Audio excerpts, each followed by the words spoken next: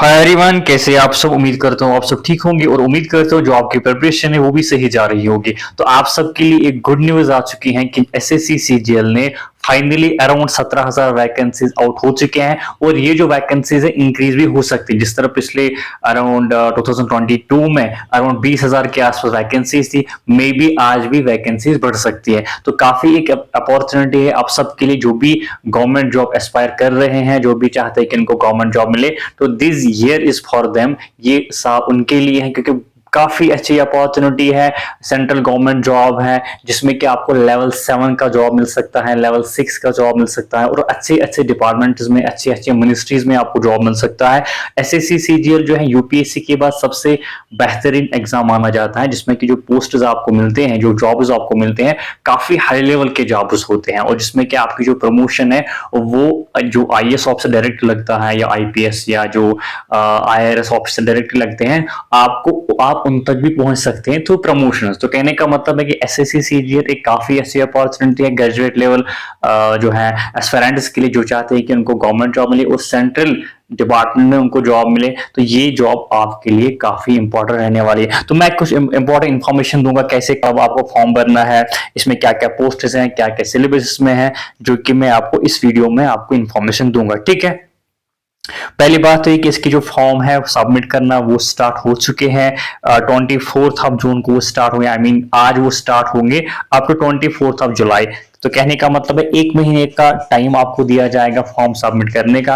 तो मैं आपको सजेस्ट करूंगा आज से ही आप फॉर्म भरना स्टार्ट कर दीजिएगा, क्योंकि फिर बाद में क्या हो जाएंगे, सर्वर पे लोड होता है, फिर वो जो वेबसाइट है वो काम नहीं करती, जिसकी वजह से बहुत सारे स्टूडेंट्स को परेशानी का सामना करना पड़ता है। तो आई विल सजेस्ट यू कि आज से ही आप फॉर्म भरना स्टार्ट कर दीजिएगा। ठीक है, तो ये है जी आपकी 24 जुलाई तक आप इसको फॉर्म भर सकते हैं।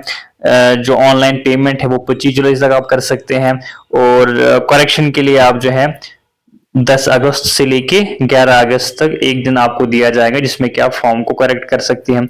और टीयर 1 जो इसका एग्जाम है वो एक्सपेक्ट है कि सितंबर अक्टूबर में होने वाला है, या एंडिंग सितंबर या स्टार्टिंग अक्टूबर में आपका टीयर 1 होने वाला है। देन टीयर 2 की बात करेंगे दिसंबर 2024 में होने जा रहा है। तो कहने का मतलब है कि इसका जो एग्जाम है आज क्या है, जून, जुलाई, अगस्त, सितंबर, अक्टूबर। तो आप मान के चल सकते हैं कि 4 महीने का टाइम आपको मिल सकता है, जुलाई, अगस्त, सितंबर, अक्टूबर। ठीक है, तो 4 महीने का टाइम आपको मिलेगा। और जिन लोगों ने ऑलरेडी प्रिपरेशन स्टार्ट करी है अच्छी बात है, जिन लोगों ने भी नहीं करी है वो जाके आज से ही इसकी प्रिपरेशन स्टार्ट करेंगे, क्योंकि जो सिलेबस है वो कहीं ना कहीं सेम है। जो आप जीके एसएसबी के एग्जाम्स के लिए तैयारी कर रहे हैं वही सिलेबस इसमें भी होता है।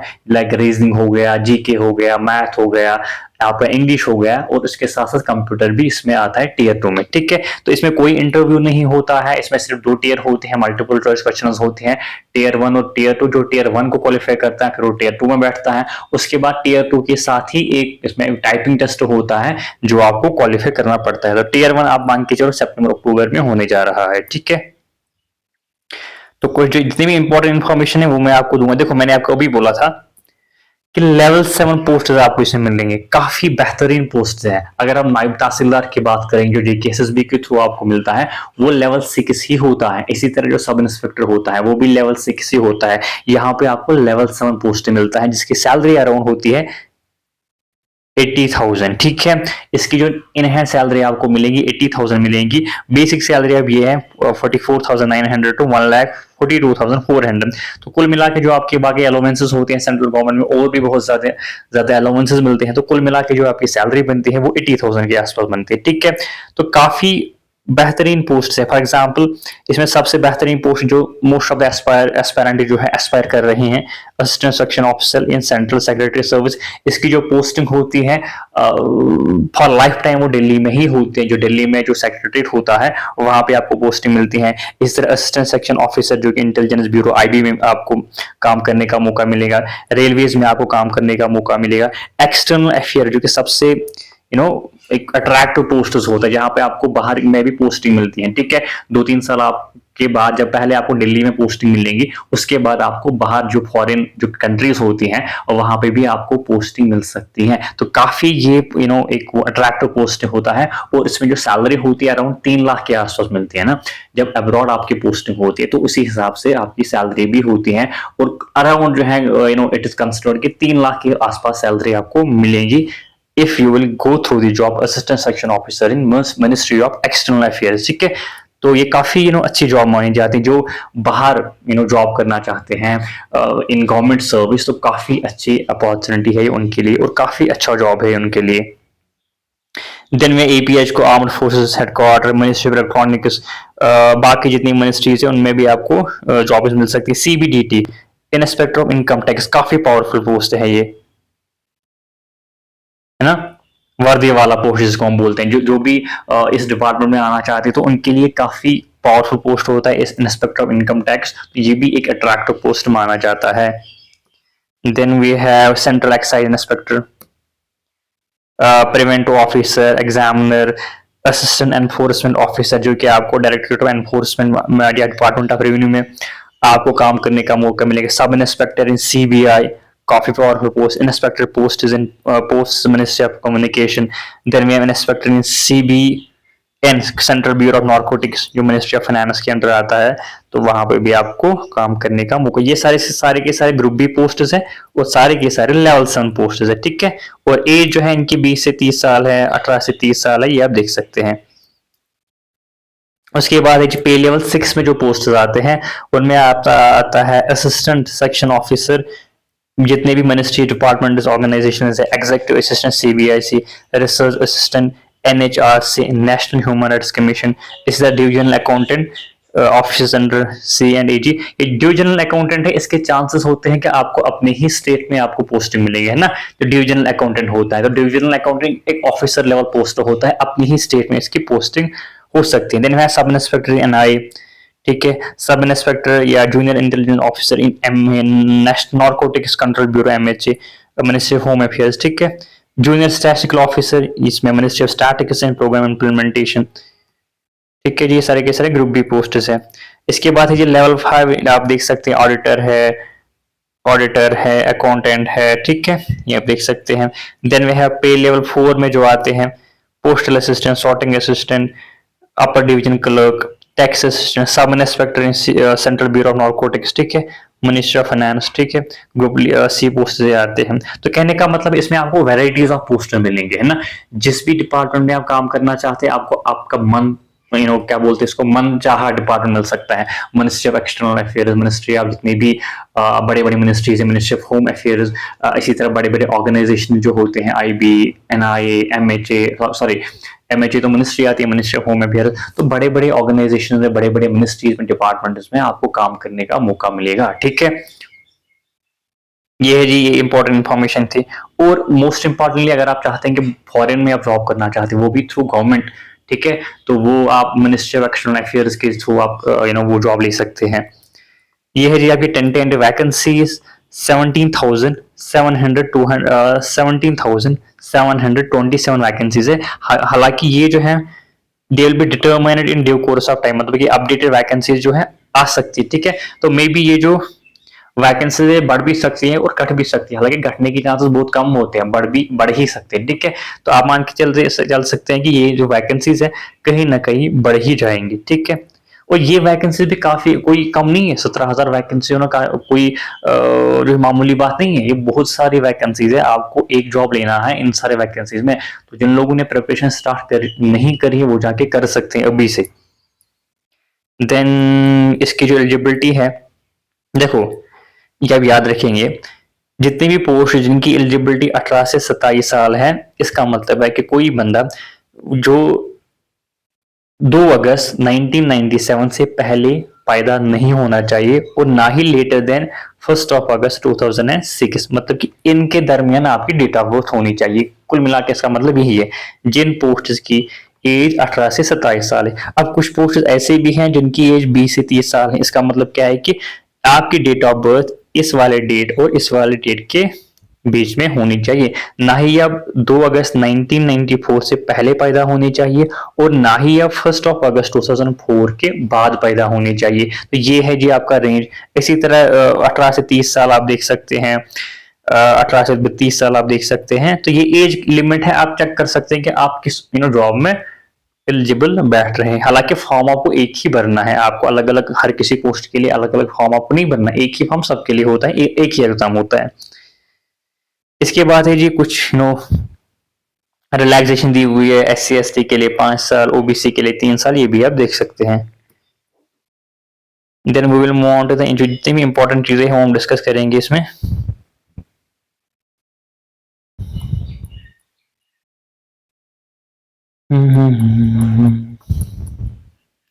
हाँ, एसेंशियल एजुकेशनल क्वालिफिकेशन पे आप ध्यान देंगे, ये वाला डेट जो है काफी इंपॉर्टेंट है। 1 अगस्त 2024 काफी इंपॉर्टेंट डेट है। कहने का मतलब है, देखो अगर आप जूनियर स्टैटिस्टिकल ऑफिसर मतलब आप अगर आप इसकी जो है तैयारी कर रहे हैं, अगर आप चाहते हैं कि आपको ये पोस्ट मिले, देखो इसमें जो एलिजिबिलिटी है वो है ग्रेजुएशन, मतलब कि बैचलर डिग्री किसी भी स्ट्रीम में। अब इसमें कुछ स्पेशल पोस्ट्स हैं जो कि हम डिस्कस करें। स्पेशल पोस्ट का मतलब होता है जिसमें कि एलिजिबिलिटी क्राइटेरिया थोड़ा डिफरेंट होती है बाकी पोस्ट से। मतलब कि 90% पोस्ट में तो आपको बैचलर डिग्री मतलब कि ग्रेजुएशन डिग्री होनी चाहिए किसी भी स्ट्रीम से। अब कुछ स्पेशल पोस्ट हैं जो हम डिस्कस करेंगे। सपोज जूनियर स्टैटिस्टिकल ऑफिसर, इसमें आपको सिर्फ सिंपल ग्रेजुएशन नहीं लगेगी, आप एक तो आपको होनी चाहिए बैचलर डिग्री मतलब कि ग्रेजुएशन किसी भी सब्जेक्ट में from a recognized university or institute with at least 60% marks in mathematics at 12th standard level। एक तो आपको सिंपल बैचलर डिग्री होनी चाहिए, मतलब कि सिंपल ग्रेजुएशन डिग्री होनी चाहिए। उसके साथ साथ 12th में आपका मैथमेटिक्स एक सब्जेक्ट होना चाहिए जिसमें कि आपको मिनिमम 60% मार्क्स होने चाहिए। ये इसकी क्राइटेरिया है, ठीक है। या और bachelor degree in any subject with statistics is one of the subject at degree level. आपको बैचलर डिग्री होनी चाहिए, लेकिन उसके साथ साथ उन जो भी आप सब्जेक्ट्स पढ़ रहे थे बैचलर डिग्री में उसमें से स्टैटिस्टिक्स भी एक सब्जेक्ट होना चाहिए। तो ये कुछ स्पेशल रिक्वायरमेंट है इस वाले पोस्ट के लिए। जो मैंने पहले ही बोला था, सिंपल ग्रेजुएशन हर किसी पोस्ट के लिए है, मतलब कि जितनी मैक्सिमम पोस्ट इसमें है, लेकिन कुछ पोस्ट ऐसे हैं जिसमें कुछ स्पेशल क्राइटेरिया चाहिए, जो कि हमने अभी एक पोस्ट डिस्कस किया। दूसरा पोस्ट है जी आपका स्टैटिस्टिकल इन्वेस्टिगेटर। ये भी एक स्पेशल पोस्ट है जिसमें कि आपको बैचलर डिग्री होनी चाहिए किसी भी सब्जेक्ट में with statistics as one of the subject from recognised university. मतलब इसमें भी बैचलर डिग्री होनी आपको चाहिए, उसके साथ साथ स्टैटिस्टिक्स भी आपका एक सब्जेक्ट होना चाहिए उस वाली डिग्री में। The candidate must have study statistics as subject. जितने भी 3 साल हैं या 6 सेमेस्टर्स हैं जो ग्रेजुएशन में होते हैं, उसमें आपका स्टैटिस्टिक्स होना जरूरी है, ठीक है। ये कुछ स्पेशल पोस्ट है जिसके कुछ स्पेशल रिक्वायरमेंट थी, बाकी जितने भी पोस्ट हैं उनमें सिंपल ग्रेजुएशन काफी है। Then we have research assistant in national human rights commission. इसमें भी बैचलर डिग्री होनी चाहिए फ्रॉम रिकॉग्नाइज्ड यूनिवर्सिटी इंस्टीट्यूट, ये एसेंशियल है, मतलब कि ये मतलब मैंडेटरी है, ठीक है। उसके साथ डिजायरेबल क्वालिफिकेशन, मतलब कि मे बी इसमें कुछ आपको एक वेटेज मिलेगा। मिनिमम 1 ईयर रिसर्च एक्सपीरियंस होना चाहिए किसी भी यूनिवर्सिटी से या किसी भी इंस्टीट्यूशन से। डिग्री इन लॉ और ह्यूमन राइट्स रिकॉग्नाइज्ड यूनिवर्सिटी, ये एसेंशियल है, मतलब कि ये होना ही होना चाहिए। उसके साथ साथ ये डिजायरेबल क्वालिफिकेशन है। कहने का मतलब है कि इसमें कुछ वेटेज होगा, जिन लोगों के पास ये डिजायरेबल क्वालिफिकेशन है उनको मे बी कुछ वेटेज मिल सकता है, एग्जाम में कुछ एक्स्ट्रा पॉइंट्स मिल सकते हैं, ठीक है। बाकी जितने भी पोस्ट है जो मैंने अभी कहा था उसमें आपको बैचलर डिग्री होनी चाहिए किसी भी यूनिवर्सिटी से, किसी भी इक्विवेलेंट कोई भी डिग्री होनी चाहिए, जो कि मैंने अभी बोला था। अब है जी आपको मैंने क्यों बोला कि ये डेट इंपॉर्टेंट है। The candidates who have appeared in the final year of their graduation, जो लोग अभी फाइनल ईयर ग्रेजुएशन कर रहे हैं जिनने एग्जाम में अपीयर हुए हैं, उनको वो भी अप्लाई कर सकते, can also apply. However they must possess essential qualification on और before the cut off date. Cut off date क्या, 1 अगस्त 2024, मतलब इस डेट से पहले या इस डेट पे आपको एसेंशियल क्वालिफिकेशन होनी चाहिए, मतलब कि मिनिमम ग्रेजुएशन आपको होनी ही होनी चाहिए इस वाले डेट पे। तो वो आप तब भी अप्लाई कर सकते हैं, मतलब कि अगर आप फाइनल ईयर में हैं, आपने एग्जाम दिया है तो आप अप्लाई कर सकते हैं, ठीक है। लेकिन ये डेट पे आपको जो डिग्री सर्टिफिकेट है वो आप पोजेस करने चाहिए, वो आपको मिलनी चाहिए। अगर इस डेट तक आपको एसेंशियल क्वालिफिकेशन नहीं मिलती है, डिग्री सर्टिफिकेट नहीं मिलती है, तो अब आप इस एग्जाम के लिए एलिजिबल नहीं रहेंगे। तो ये काफी इंपॉर्टेंट डेट है 1 अगस्त 2024। इससे पहले पहले आपको ग्रेजुएशन कंप्लीट होनी चाहिए, ये है जी इसका मतलब। बाकी हम देखेंगे क्या इंपॉर्टेंट है। अप्लाई आपको कैसे करना, देखो इसकी आज नई एक वेबसाइट है एसएससी की, ssc.gov.in पे आप जाएंगे, वहां पे बिल्कुल इंस्ट्रक्शन दी हुई है। वहां पे पहले आप रजिस्टर करेंगे, आपका एक आप वहां पे डिटेल फिलअप करेंगे, फिर आपको एक ओटीपी आएगा, फिर आप लॉग इन करेंगे, उसमें जितने भी डिटेल्स है वो आप भर सकते हैं। तो वो जो है इंस्ट्रक्शन वहां पे दिए हुए हैं, आप जाके वहाँ साइन अप, पहले जो नए लोग हैं वो ओबियसली पहले साइन अप करेंगे, है ना। तो जितनी भी डिटेल है वो फिलअप करेंगे, फिर लॉग इन करेंगे, फिर जितने भी रिक्वायर्ड, जितने भी इसमें आपको वहां पे डिटेल देनी होगी तो आप दे सकते हैं।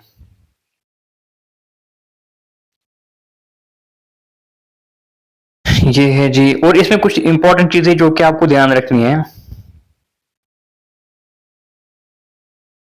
आपको शायद इसमें live for apply in the country is not required to have pre existing photograph. देखो जब भी आप अप्लाई करेंगे आपके पास कोई प्री एग्जिस्टिंग फोटोग्राफ नहीं रिक्वायर है ना। जब हम फॉर्म भरते हैं तो हम क्या करते हैं, कोई फोटो हमारी फोन में होता है तो हम उसको अपलोड करते हैं, लेकिन यहाँ पे ऐसा नहीं है।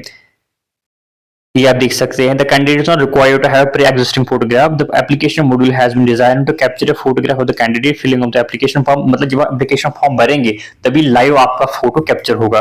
For this purpose the candidate has to stand sit before the camera. आपको अगर आप फोन से भर रहे हैं फॉर्म तो आपको फोन को जो कैमरा है वो आपके चेहरे पे कैप्चर होना चाहिए, फोकस होना चाहिए when prompted by the application module and follow the below instruction while capturing the photograph. ठीक है, तो ये चीजें होनी चाहिए। जब भी आप फॉर्म भरेंगे तो आपका जो बैकग्राउंड में गुड अच्छी लाइट होनी चाहिए, प्लेइंग बैकग्राउंड होना चाहिए।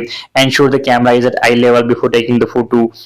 Position himself directly in front of the camera होने चाहिए, और आप you should be straight ahead. ठीक है, ये चीज को आप ध्यान रखेंगे, और ये काफी इंपॉर्टेंट चीजें हैं। ऐसा नहीं कि आपको ये सीरियसली नहीं लेनी है, इसलिए मैं इनको हाईलाइट करके आपको दिखाता हूँ। कहने का मतलब है कि there are lot of candidates, इससे पहले बहुत सारे कैंडिडेट्स थे जो फोटोग्राफ अच्छा होने की वजह से, मतलब कि अच्छा उनको मतलब कैप, किसी ने कैप पहनी थी, किसी ने सनग्लासेस पहने थे, जिसकी वजह से उनका फॉर्म रिजेक्ट हुआ, जो कि नहीं होना चाहिए था। मतलब कि अगर आप अच्छे से फोटो नहीं लेंगे आपका फॉर्म भी रिजेक्ट हो जाएगा। तो आप इन चीजों का खास ख्याल रखेंगे। ये आप देखेंगे, candidate should not wear A cap, कोई कैप, कोई मास्क, कोई ग्लास, स्पेक्टिकल्स आपको नहीं पहनने चाहिए वाइल कैप्चरिंग द फोटो। ठीक है,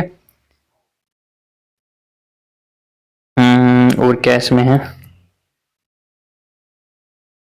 इसमें फी की अगर हम बात करेंगे, फी इसमें 100 रुपीज है, बहुत ही कम भी है। मतलब कि आई विल सजेस्ट कि हर कोई इस फॉर्म को भरेगा। ठीक है, और जो वुमेन कैंडिडेट्स है, इंटरेस्टिंगली जो वुमेन कैंडिडेट्स हैं या जितने भी कैंडिडेट जो एससी से बिलोंग करते हैं, एसटी, पीडब्ल्यू, जितने भी डिसेबिलिटीज वाले बच्चे हैं, एक्स सर्विसमैन हैं, they are eligible for reservation और exempted from payment of fee. उनको कोई भी फी नहीं भरना है, मतलब फ्री में वो फॉर्म भर सकते हैं। जो जनरल वाले हैं उनको 100 रुपया भरना है, जो वुमेन कैंडिडेट्स है या जो इस वाली कैटेगरी से बिलोंग करते हैं उनको कोई भी फी नहीं पे करना है। Fee can be made online through, ऐसे आप भर सकते, नेट बैंकिंग, यूपीआई के थ्रू आप इसको भर सकते हैं। कब तक, 25 जुलाई तक आप इसको भर सकते हैं। इसके बाद हम बात, देखो सेंट्रल की अगर हम बात करेंगे, जो हम जम्मू कश्मीर है वो आता है नॉर्थ वेस्टर्न रीजन में, नॉर्थ वेस्टर्न सब NWR। और हमारा जो सेंटर है श्रीनगर में हो सकता है, जम्मू में हो सकता है, सांबा में हो सकता है, ये 2-3 जगह हमारा सेंटर हो सकता है। तो नॉर्थ वेस्ट सब रीजन में हम आते हैं। इसके बाद है जी आपका स्कीम ऑफ एग्जामिनेशन, जो मैंने पहले ही बोला था, 2 टीयर होते हैं, टीयर 1, टीयर 2। टीयर 1 में क्या क्या होता है, 4 सब्जेक्ट्स होते हैं, जो हम अभी बात करेंगे। देखो टीयर 1 में 4 सब्जेक्ट्स होते हैं, रीजनिंग जो आप हमेशा पढ़ते हैं, जनरल अवेयरनेस मतलब जीके, जिसमें कि पॉलिटी, इकोनॉमी, हिस्ट्री, साइंस आता है, और करंट अफेयर आता है। क्वांटिटेटिव आपको जिसमें मैथ आता है, जो मतलब मैथ को हम बोलते हैं, और इंग्लिश कंप्रेहेंशन जिसमें ग्रामर और वोकैब आती है। तो ये 4 सब्जेक्ट है, हर किसी सब्जेक्ट में 25 सवाल है, और एक सवाल के 2 मार्क्स होते हैं, मतलब कि 25 सवाल के 50 मार्क्स है, और टोटल इसमें 1 घंटा आपको मिलेगा। और कितने मार्क्स टोटल है ये, 200 मार्क्स। तो 200 मार्क्स का आपको पेपर होगा जिसमें कि 100 सवाल होंगे और 200 नंबर इसमें होंगे। 1 घंटे का आपको टाइम मिलेगा। ये कैसे अटेम्प्ट करना होता है वो हम आने वाले वीडियो जो होते हैं मैं आपको बोलूंगा कि इस पेपर को कैसे अटेम्प्ट करते हैं, क्योंकि इसमें टाइम बहुत कम होता है। ठीक है, आप ऐसा नहीं कि आप और मैथ में भी आपको 25 सवाल करने हैं, रीजनिंग में भी आपको 25 सवाल करने हैं। इसके लिए आपको मॉक टेस्ट देना जरूरी होता है, तब जाके इस पेपर को आप अच्छे से अटेम्प्ट करेंगे। और कैसे अटेम्प्ट करेंगे वो हम आने वाले जो वीडियोस होंगे उनमें हम जानेंगे। तो ये ऑब्जेक्टिव टाइप होगा, इसमें मल्टीपल चॉइस क्वेश्चन होंगे, इंग्लिश में होंगे। ठीक है, इंग्लिश में भी होंगे, हिंदी में भी होंगे। ठीक है। Now it is up to you कि आप इंग्लिश ऑप्ट करना चाहते हैं हिंदी। और नेगेटिव मार्किंग 0.50 होगी, मतलब कि 1/2, सॉरी 1/4 इसमें इसमें नेगेटिव मार्किंग होगी। पॉजिटिव मतलब मार्क्स आपको एक सवाल के, एक क्वेश्चन के 2 मार्क्स हैं। और नेगेटिव कितने होंगे? नेगेटिव में 0.50, क्योंकि 1/4 आता है ना। वही टीयर 2, देखो टीयर 2 में क्या क्या आता है इसमें पेपर, देखो एक तो आपका पेपर 1 आता है, ठीक है। Then you have paper 2। Paper 2 उन्हीं स्टूडेंट्स को देना होता है जो स्टैटिस्टिक्स ऑप्ट करते हैं, मतलब कि जिनको ये वाले पोस्ट के लिए ने अप्लाई किया है। अप्लाई कहां से आपको पता लगेगा? देखो जब आप टीयर 1 देते हैं ना, इसमें अलग अलग कट ऑफ होता है। जो स्टैटिस्टिक्स होता है, मतलब जो हाई लेवल की स्टैटिस्टिक्स का अलग कट ऑफ होता है। मतलब कि ऑब्वियसली सपोज आपको ग्रेजुएशन में स्टैटिस्टिक्स ये सब्जेक्ट है, तो आप चाहते हैं कि मैं इस वाले पोस्ट के लिए भी कोशिश करूं और जो बाकी पोस्ट है उनके लिए भी कोशिश करूं। तो स्टैटिस्टिक्स का ये जब टीयर 1 का रिजल्ट निकलता है, तो इन वाले जो स्पेशल पोस्ट है, जो अलग जिनकी एलिजिबिलिटी क्राइटेरिया होती है, उनका कट ऑफ अलग से निकलता है। सपोज आपने उसका कट ऑफ भी क्लियर किया है और जो बाकी पोस्ट है उनका कट ऑफ भी क्लियर किया है, तो आपको ये वाले पेपर भी देने हैं और स्टैटिस्टिक्स का भी पेपर देना है। और सपोज आपका ये वाला क्लियर नहीं होता, तब भी आप इसके लिए एलिजिबल, तब भी आप मे बी ये क्लियर हो गया। कहने का मतलब है स्टैटिस्टिक्स वही देते हैं जिनका स्टैटिस्टिक्स, एक तो उनकी एलिजिबिलिटी फुलफिल होनी चाहिए, दूसरा वो कट ऑफ क्लियर करनी चाहिए, तब जाके वो इस वाले पेपर 2 को दे सकते हैं। जनरली बाकी जो स्टूडेंट्स हैं, जनरल स्टूडेंट जो बाकी हैं, वो सिर्फ पेपर 1 देंगे, ठीक है। अब इसमें बहुत सारे सेशन है। एक तो सेशन आपका सेशन 1 है, 2 घंटे 15 मिनट का होता है। सेशन 2 जो 15 मिनट का होता है। अब सेशन 1 में क्या क्या आता है? Section 1, section 2, section 3। सेक्शन में वही सब्जेक्ट्स आते हैं जो टीयर 1 में आते हैं। आपका मैथ हो गया, आपका रीजनिंग हो गया। अब इसमें थोड़ा बहुत जो सवालों के लेवल है वो बढ़ जाती है। मतलब टीयर 1 में थोड़ा लेवल इजी होती है या मॉडरेट हम कह सकते हैं, लेकिन टीयर 2 में थोड़ा उसकी जो लेवल बढ़ती है, मॉडरेट टू टफ बन जाती है। देन मॉड्यूल 3 में क्या आता है? इंग्लिश, जो कि अभी है। जनरल एविजन जो टीयर 1 में भी है। अब टीयर 2 में एक सेक्शन और होता है, सेक्शन 3, जो कि कंप्यूटर नॉलेज होती है, जो कि आपको टीयर 1 में नहीं होता है, लेकिन टीयर 2 में आपको कंप्यूटर होता है, जिसमें कि 20 सवाल आपको होते हैं। हर सवाल के 3 मार्क्स होते हैं, टोटल मार्क्स के 60 होते हैं और 15 मिनट आपको इस मॉड्यूल के लिए दिए जाएंगे, ठीक है। ऊपर अगर हम बात करेंगे, देखो मैथ में कितने हैं? 30 मार्क सवाल आपको मैथ में भी होंगे और 30 सवाल आपको रीजनिंग में भी होगी। हर किसी सवाल के 3 मार्क्स होंगे। 3 इंटू 60 कितना होते हैं? 180। मतलब कि रीजनिंग और मैथ कुल मिला के 60 सवाल होंगे और 180 मार्क्स में मिलेंगे। 1 आवर फॉर ईच सेक्शन, है ना। 1 आवर फॉर ईच सेक्शन, मतलब कि इसके लिए आपको मिलेगा 1 घंटा इन 60 सवालों को करने के लिए। टोटल इसमें 60 जो मैंने बोला। सेक्शन 2 में आपको मिलेगा जी इंग्लिश और जनरल अवेयरनेस। इंग्लिश में 45 आपको सवाल होंगे और जनरल अवेयरनेस में आपको 25 सवाल होंगे। टोटल सवाल कितने हैं? 70 है। हर सवाल के 3 मार्क्स है। 70 इंटू 3 220 मार्क्स टोटल इन 2 मॉड्यूल्स में बनते हैं, मतलब कि सेक्शन 2 में। अब टाइम इसमें कितना मिलता है? टाइम इसमें मिलता है, अच्छा 1 आवर फॉर ईच सेक्शन, हाँ जी 1 आवर फॉर ईच सेक्शन, मतलब कि इसके लिए भी आपको 1 घंटा मिलेगा और इसके लिए भी आपको 1 घंटा मिलेगा, ठीक है। टोटल कितने घंटे हुए? 2 घंटे हुए। अब कंप्यूटर के लिए 15 मिनट हो गए। अब इसके बाद आता है जी सेशन 2। सेशन 2 15 मिनट का होता है, जो कि data entry speed test module होता है। मतलब ये एक टाइपिंग टेस्ट होता है। आपको एक पैराग्राफ दिया जाएगा और फिर आपको वही लिखना होता है कंप्यूटर पे, ठीक है। और आपकी स्पीड को चेक किया जाता है कि आपकी जो है टाइपिंग स्पीड कितनी है। 1 डेटा एंट्री टास्क। और इसमें आपको कितना टाइम मिलेगा? 20 मिनट फॉर द कैंडिडेट। नहीं, इसमें टाइम 15 मिनट है ना। 15 मिनट तो अरे दिया हुआ है ना। 15 मिनट का आपको एक टाइम फ्रेम दिया जाएगा, उसमें आपको एक पैराग्राफ दिया जाएगा, वही आपको लिखना होता है, ठीक है। और आपकी इसमें स्पीड चेक की जाती है। अब ये कब होता है? जब आप ये वाला पेपर आप खत्म करेंगे। सेशन 1 जब आप खत्म करेंगे 2 घंटे 15 मिनट का, जिसमें कि सेक्शन 1 का 1 घंटा, सेक्शन 2 का 2 घंटे और सेक्शन 3 15 मिनट। जब आप ये 2 घंटे और 15 मिनट का सेशन खत्म करेंगे, उसके बाद एक ब्रेक आपको दी जाएगी। ब्रेक के बाद है जी आपका टाइपिंग टेस्ट शुरू होगा। ये एक ही दिन में सारा कुछ होगा, ठीक है। और फिर आप घर जा सकते हैं। अब जिनको ये वाला पेपर है वो ये वाला पेपर भी देंगे स्टैटिस्टिक्स का, जो मैंने अभी आप पुलिस स्पेशल एक पोस्ट होता है जो कि सिर्फ वही लोग देते हैं, या एक कंडीशन, पहले तो वो कंडीशन फुलफिल होनी चाहिए कि वो स्टैटिस्टिक्स सब्जेक्ट वगैरह होना चाहिए जो मैंने अभी बोला था। दूसरा, वो कट ऑफ क्लियर करनी चाहिए टीयर 1 में, तब जाके वो ये वाला पेपर देंगे। अब बाकी आप देख सकते हैं इसमें tier 2 will include conduct of paper 1 and paper 2 in separate shifts. Paper 1 and paper 2 है ना, पेपर 2 मतलब ये वाला, हाँ ये पेपर 2 स्टैटिस्टिक्स वाला, या तो सेपरेट शिफ्ट में भी होगा या सेपरेट डेज में भी होगा, है ना। Paper 1 is compulsory for all the board, जो मैंने अभी बोला था पेपर 1 कंपलसरी है। Paper 2 is only for those candidate जो जेएसओ के लिए जिन्हें अप्लाई किया है एंड स्टैटिस्टिकल इन्वेस्टिगेटर के लिए अप्लाई किया है and who are shortlisted in tier 1, जो टीयर 1 में शॉर्टलिस्ट हुए हैं फॉर दिस, मतलब कि जिन्होंने टीयर 1 का कट ऑफ क्लियर किया, जो मैंने अभी बोल रहा था। Paper 1 will include following 3 sections having 2 modules. अच्छा, ये मैंने अभी बोला मॉड्यूल 1 मैथ्स होता है, मॉड्यूल 2 रीजनिंग, सेक्शन 2 में क्या कहता है इंग्लिश लैंग्वेज और जनरल अवेयरनेस। उसके बाद सेक्शन 3 कंप्यूटर नॉलेज और डेटा एंट्री स्पीड टेस्ट। जो पेपर 1 है 2 सेशन में होगा, सेशन 1 और सेशन 2 सेम डे में। सेशन 2 इंक्लूड सेक्शन 1 सेक्शन 2 अभी हम इसकी डिस्कस कर रहे थे 2 घंटे 15 मिनट का। फिर सेक्शन नंबर 2 मॉड्यूल होंगे मैथ्स और रीजनिंग, ये सब हमने अभी डिस्कस किया है। It will be mandatory for candidate to qualify all the sections of paper 1, हर कोई सेक्शन आपको क्वालिफाई करना होगा। अच्छा, नेगेटिव मार्क से 1 मार्क होगा for each wrong answer in section 1 section 2 and module 1 section 3 of paper 1 and अब 0.50 mark for each wrong answer. Paper 2 में 0.50 होगा, है ना, बाकी में 1 मार्क होगा, मतलब कि आपको 3 मार्क्स मिलते हैं राइट आंसर के और आपको 1 मार्क नेगेटिव होगा। कहने का मतलब यहाँ पे 1/3 नेगेटिव मार्किंग है ना, टीयर 1 में 1/4 नेगेटिव मार्किंग थी, यहाँ पे 1/3 नेगेटिव मार्किंग है। बाकी बाकी बाकी इसमें और कुछ है ही नहीं।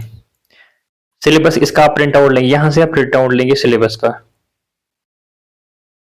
यहाँ से इंडिकेटिव सिलेबस टीयर 1 ये आप प्रिंट आउट लेंगे इसका। ये है जी आपका रीजनिंग का सिलेबस, ये है जी आपका जीके का सिलेबस, ये है जी आपका क्वांटिटेटिव एप्टीट्यूड। देखो रीजनिंग यहाँ पे जो general awareness, history, culture, geography, economics science, general policy, scientific research, ये सारा कुछ आपको पढ़ना है। क्वांटिटेटिव एप्टीट्यूड ये है। इसके बाद इंग्लिश कंप्रेhension, इसके बाद इंडिकेटिव सिलेबस टीयर 2, इसका भी आप प्रिंट आउट लेंगे। हालांकि जो सिलेबस सेम होता है, मतलब कि जो आप टीयर 1 में पढ़ते हैं वही आपको टीयर 2 में भी पढ़ना है, लेकिन थोड़ा क्वेश्चंस की जो लेवल है वो बढ़ जाती है। बाकी सिलेबस सारा सेम ही है। हाँ, कंप्यूटर्स को अलग से पढ़ना होता है, कंप्यूटर प्रोफिशिएंसी, ये बेसिक कंप्यूटर है जो कि आप जेकेएसएसबी एग्जाम्स के लिए पढ़ रहे हैं वही इसमें भी है, कोई इसको अलग से आपको नहीं पढ़ना है। आपने जो एरिहंट की बुक पढ़ी है या जो भी आप बुक पढ़ रहे हैं वही इसमें भी पढ़ना है, कोई उतना इसमें अलग से पढ़ना आपको नहीं है। बाकी स्टैटिस्टिक्स का सिलेबस है, जो स्टैटिस्टिक्स का पेपर भी देना चाहते हैं उनके लिए भी सिलेबस है, ये आप देख सकते हैं। एडमिशन बाकी एग्जामिनेशन के लिए आप देख सकते हैं।